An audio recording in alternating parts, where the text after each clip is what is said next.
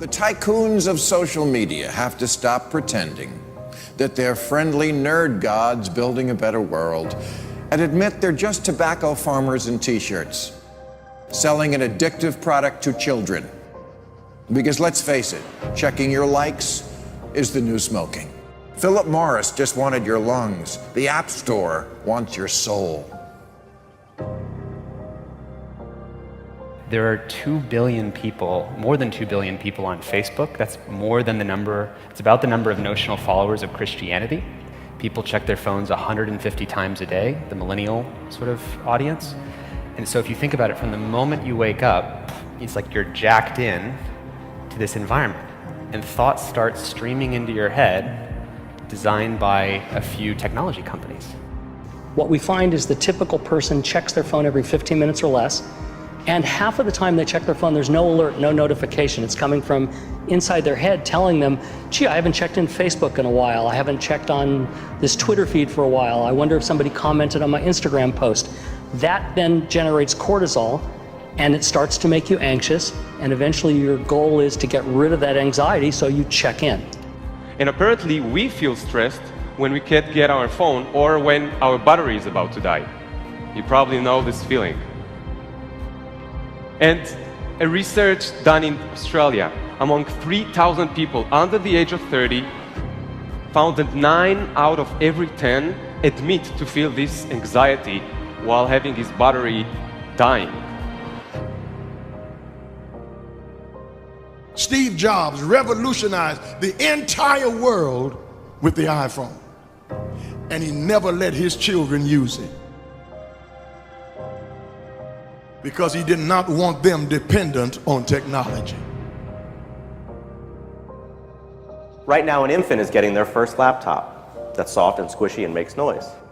Right now, a child is being born online and being favorited and retweeted. The hypergenerational segregation of our time is bizarre, unhealthy, and historically unprecedented. You've never seen the like of people sitting at a table in a restaurant not talking to each other because they're texting and using their Facebook and Instagram and Twitter, and they are at the table and don't even know each other. In the house and can't even talk to each other. And the pressure that's on us to be like everybody else is so great that everybody tries to live like they're in a reality show. As a culture, we don't have enough in common anymore. And that's because the internet, which was supposed to unite the world, has become too adept at serving us personalized content. Do you know what I saw on Yahoo's front page this morning? No, you don't, because mine isn't the same as yours. People get news feeds now that just spit back customized stories based on what we've clicked on in the past. We are great consumers, but poor producers. We will buy what we can't afford with money that we don't have to impress people we don't even know, trying to be like everybody else. Get off of Facebook and put your face in a book. Right now, a teenager is photoshopping their selfie because as a society, we're telling them they're not good enough. Right now, influencers encourage narcissism without knowing the breadth and depth of their impact on their audiences. Right now, 40,000 spectators are in an Olympic football arena watching a competitive esports competition because this is this generation's football match. There's always this narrative that technology is neutral and it's up to us to choose how we use it. This is just not true.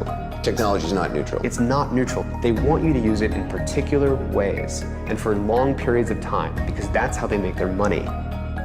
You don't realize it, but you are being programmed. It was unintentional, but now you got to decide how much you're willing to give up, how much of your intellectual independence. If you feed the beast, that beast will destroy you.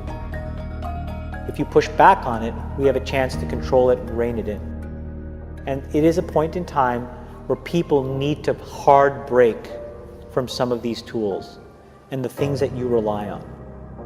The short-term dopamine-driven feedback loops that we have created are destroying how society works. No civil discourse, no cooperation, misinformation, mistruth. And it's not an American problem. This is not about Russian ads. This is a global problem. I challenge everyone to try going 1 week without social media.